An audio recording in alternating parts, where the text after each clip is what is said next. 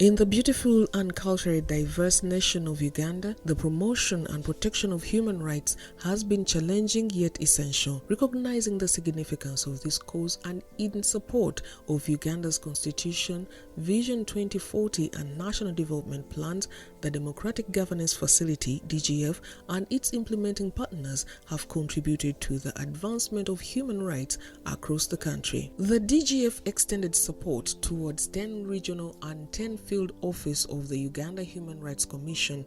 This contributed to enabling the Uganda Human Rights Commission to fulfill its constitutional mandate by bringing delivery of human rights services closer to the underprivileged and remote parts of Uganda. So, and Article 45 also says other rights that are not stated here in the Constitution, but in instruments that Uganda has ratified, they also apply. It is not the woman at the grassroots level who is not aware of these rights. As a commission, we deal with all duty bearers. We are sensitizing duty bearers, we are sensitizing managers, we are sensitizing senior people, and they are not aware about some of these rights. They are not aware about their obligations on these rights. So, but then again, there is an issue of impunity. There are people, a number of people are aware of these rights, but they just disregard them because nothing is going to happen to them. We work on issues of human rights.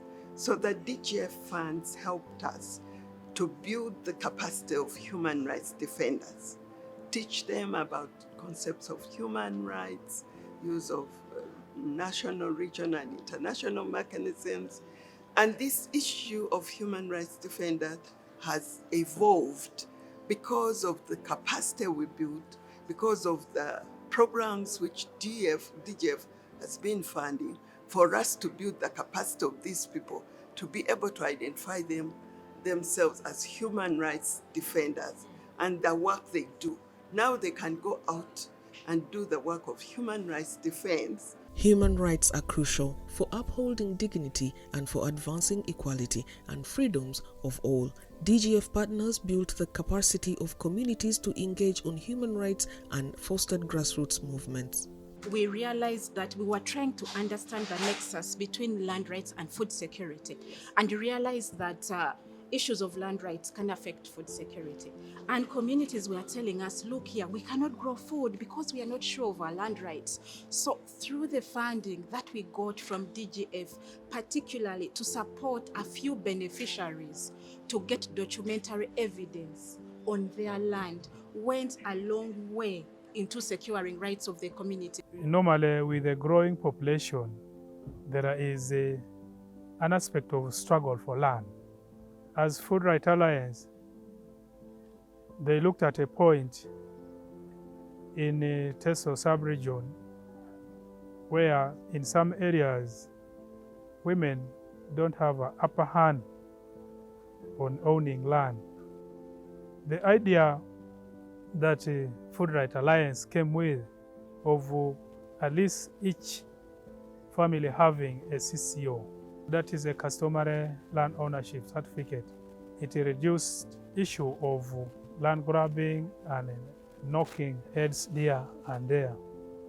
Capacity building and training of human rights defenders has helped ensure that people across the country have someone to turn to with their human rights issues. The promotion of human rights at the grassroots level.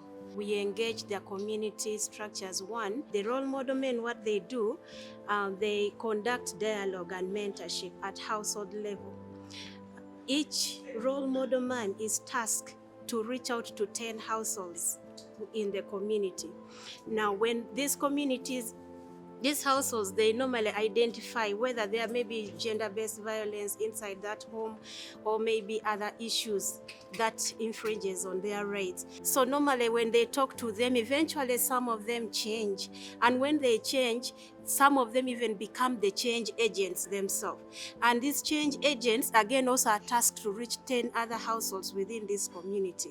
So this is how it has escalated to the extent that the community are highly informed about human rights. I got capacity building after the training, identifying other vulnerable groups, the women, the people with disability, living with disabilities, the youth. It was through HRCU. So the benefit which I get from HRCU is the continuous capacity building, trainings, resource, because they were facilitating me to do the documentation resource quarterly and reporting those violations. And also training us on the referral path. We had the Food Rights Alliance. It came and sensitized people about their rights on land, most especially the tenants. And we mapped 9 to acquire certificate of occupancy. We've had trainings in capacity building, digital and physical security, compliance issues. I pride so much in the coalition because from the trainings that we've had with them, I've been able to amplify my work at an individual level and as an organization, in that last year I was selected as the best human rights defender of Busoga sub-region. Among the support given by DGF partners was the medical and psychosocial support for victims of human rights violations to enable them rebuild their lives. Now, when it comes to rehabilitation, as ACTV, we were able to rehabilitate over 2,000 survivors on the ground. And this is really a plus. It's something that we wouldn't have done. During our rehabilitation, at least we have a significant number whose life was restored. People have been reintegrated back to the community, and they are able to live a productive life, contributing not only to their family, but also contributing to their society and the state at large. Bambu Davuda. So I felt I had another shoulder to lean on. Dr. Wabwe nanja nankolako interviews, nina scan bano ze bali bakoze ne x-ray ne badamu kati bo ne bakakasa nti nalina ekizibu ku spine. The DGF contributed to strengthening the institutional capacity of the Uganda Human Rights Commission to carry out its mandate by promoting civic and human rights education as well as supporting the work of the tribunals. To further enhance human rights practices, the DGF and its partners strengthen the capacity of human rights defenders and civil society entities to undertake advocacy, rights awareness, and assist individuals in need of support. It is hoped that rights holders and duty bearers will continue to collectively build upon gains made in shaping the human rights discourse in Uganda.